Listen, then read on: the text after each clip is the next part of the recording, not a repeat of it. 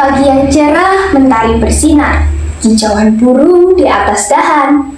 Mari dengarkan dongeng yang memukau tentang Watu Blorok, legenda pilihan.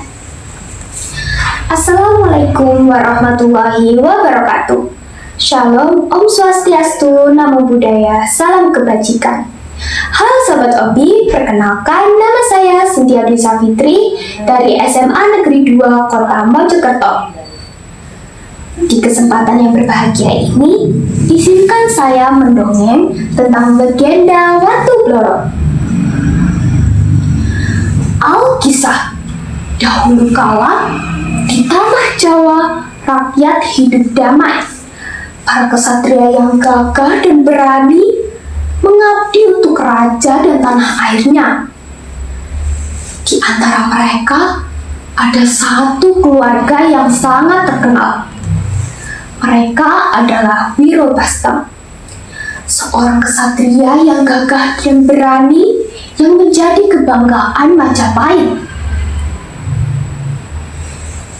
Ia memiliki 2 orang anak bernama Joko Welas dan Roro Wilis.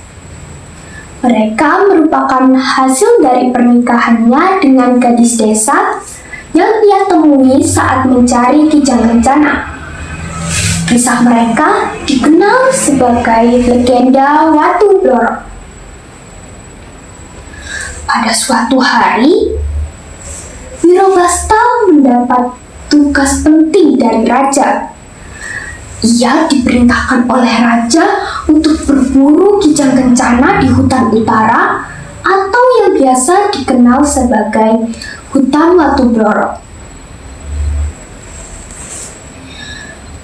yang kemudian kulitnya akan dijadikan hadiah untuk permaisuri. Pada saat itu, permaisuri mengidam ingin memakan kulit dari Kijang Kencana, kulit yang berwarna kuning keemasan itu. Ia dibekali tombak Kiai Gobang yang merupakan pusaka kerajaan Majapahit. Hei Wirobastam, aku perintahkan kau untuk berburu Kijang Kencana di hutan utara, yang nantinya kulitnya akan kujadikan hadiah untuk permaisuri. Kau akan kubekali tombak pusaka kerajaan, ucap Raja Raden Wijaya kepada Wirobastam. Sebagai kesatria yang gagah berani, ia menerima perintah dari Raja Raden Wijaya. Titah hamba junjung tinggi Baginda. Berhari-hari Wirobastam mencari Kijang Kencana yang terkenal sulit sekali untuk ditangkap. Kijang itu larinya sangat cepat, kesana kemari melompat di antara pepohonan. Hingga suatu ketika, tombak pusaka kerajaan hilang. Bagaimana caranya aku menghadap ke Baginda? Ucap Wirobastam panik saat melihat tombak pusaka kerajaan yang sudah tertancap di tubuh Kijang, dan Kijang itu sudah kabur. Wirobastam panik. Bagaimana caranya ia mengambil kembali tombak yang sudah tertancap di tubuh Kijang Kencana, sedangkan Kijang itu sudah berlari. Sementara itu, anaknya yang berada di rumah menunggu kepulangan sang ayah. Hingga setelah beberapa lama, akhirnya ayah tiba di rumah. Ayah, mengapa wajahmu begitu pucat? Tanya Joko Welas kepada ayahnya. Tombak pusaka kerajaan hilang saat ayah berburu Kijang Kencana di hutan. Tanpa tombak itu, ayah bisa dihukum berat. ucap Wirobastam kepada anaknya. Mendengar hal itu, kedua anaknya tidak tinggal diam. Ia meminta izin kepada Wirobastam untuk ikut mencari tombak yang hilang. Mendengar hal itu, ayahnya terkejut. Bagaimana tidak? Menurutnya, hutan itu sangat berbahaya untuk kedua anaknya. Terutama, kedua anaknya itu masih muda. Walaupun kedua anaknya sudah dilatih dan sudah memiliki kesaktian masing-masing, baginya hal itu masih sangat mudah untuk kedua anaknya masuk ke hutan itu. Joko Welas tidak tinggal diam. Ia berusaha merayu sang ayah hingga ayah merenung. Hingga akhirnya sang ayah memperbolehkan kedua anaknya untuk mencari tombak yang hilang dengan syarat mereka tidak boleh bertengkar selama mencari tombak yang hilang. Keesokan harinya, Joko Welas dan Roro Wilis bersiap pergi ke hutan dengan doa keberanian dan kesaktian. Mereka melangkah ke dalam hutan. Mereka melangkah perlahan dengan sesekali menyingkirkan ranting-ranting yang ada di situ. Dengan suara angin dan kicauan burung, mereka melangkah perlahan dan hutan yang suasananya sangat sunyi. Hutan ini sangat sunyi. Aku merasa seperti ada yang mengawasi, ucap Roro Wilis kepada Joko Welas. Ingat tujuan kita harus tetap hati-hati, ucap Joko Welas menenangkan adiknya. Setelah itu, mereka berjalan terpisah untuk mencari tombak agar lebih cepat menemukan tombak itu.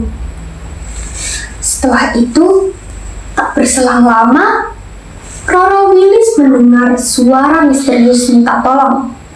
Suara itu seperti suara nenek-nenek. Sebelumnya, Joko Welas sudah memberikan peringatan kepada Roro Wilis untuk tidak membantu siapapun yang ada di hutan itu. Karena hutan ini hutan terlarang. Tidak ada orang lain yang bisa masuk di sini kecuali mereka. Kemungkinan besar orang yang masuk ini bukan orang, namun jelmaan penunggu hutan. Namun, Roro Wilis tidak mendengar ucapan dari Joko Welas. Ia memilih untuk membantu nenek tua itu. Hingga pada saat Roro Wilis menarik nenek itu langsung menarik Roro Wilis hingga Roro Wilis terjatuh ke dalam sumur. Saat terjatuh ke dalam sumur, nenek itu seketika lenyap. Saat itu, Joko Welas segera menghampiri sang adik, lalu membantu menggunakan kain. Seketika itu, sekujur tubuh Roro Wilis berubah menjadi bintik-bintik hitam putih. "Aduh, Kak, kenapa kulitku?" ucap Roro Wilis panik. Dengan keras kepala, Roro Wilis membuat Joko Welas sangat marah. Mereka saling menyalahkan dan saling beradu kesaktian. Mereka bertengkar hingga memicu petir yang bergemuruh, yang menjadi pertanda bagi Wirobastam untuk mencari anaknya. Benar saja, saat menemukan petir itu merupakan akibat dari pertengkaran Joko Welas dan Roro Wilis. Wiro Bastam segera menghampiri kedua anaknya dan bertanya, "Apa yang terjadi ini? Dan ini Roro Wilis kenapa menjadi seperti itu?" Tanya Wiro Bastam kepada kedua anaknya. Namun, kedua anaknya tidak ada yang menjawab. Mereka diam 1000 bahasa. Yang membuat Wiro Bastam amarahnya semakin memuncak. 3 kali Wiro Bastam bertanya, kedua anaknya tidak ada yang menjawab. Mereka diam seperti batu. Yang membuat Wiro Bastam semakin marah. Hingga akhirnya Wiro Bastam mengutuk kedua anaknya menjadi batu yang biasa dikenal sebagai batu blorok. Nah, sahabat Obi, itu tadi cerita legenda dari Watu Blorok yang dapat saya sampaikan. Terima kasih. Wassalamualaikum warahmatullahi wabarakatuh.